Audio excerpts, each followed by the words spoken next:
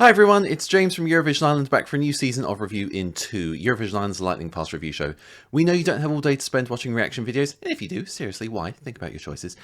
So we just give you 2 minutes or less on all 35 songs heading to the Eurovision Song Contest 2026, which is of course taking place in Vienna in Austria. Never any hate, just a difference of opinion. I'll talk about what I like, what I don't like, what I think can be improved on, and all 35 songs are going to get their review in a moment. So sit back, relax, enjoy Review in 2, and let the Eurovision Song Contest 2026 begin.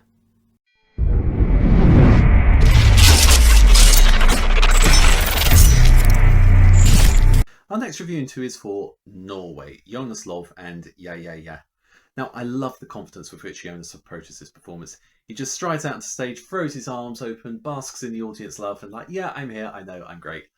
Confidence, no confidence at Eurovision, it's a very fine line, but I feel like this treads it well. It's enough of, yeah, I'm good at what I do, I know. It's not, look at me, I'm wonderful, which I think is where some performers come unstuck.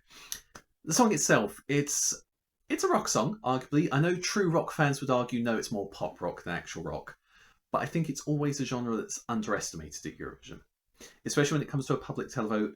People that like rock or rock adjacent music, they naturally gravitate towards the one song that has that sound. So even if it's not a true rock song in that sense, I think for a televoting public, that's the one they're going to gravitate towards.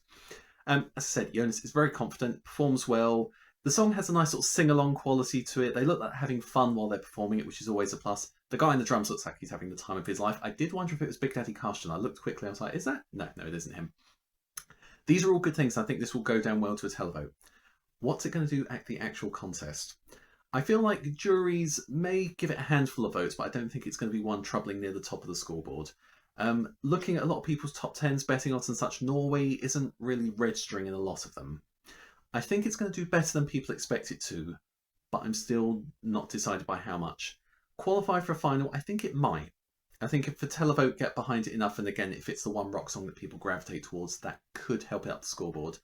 Once it gets to a final, I don't think we're going to see Norway win with this, but I think it's the kind of song that could get a handful of points to stop them having, I think it would be a 12th or 13th 0-point placing at this point.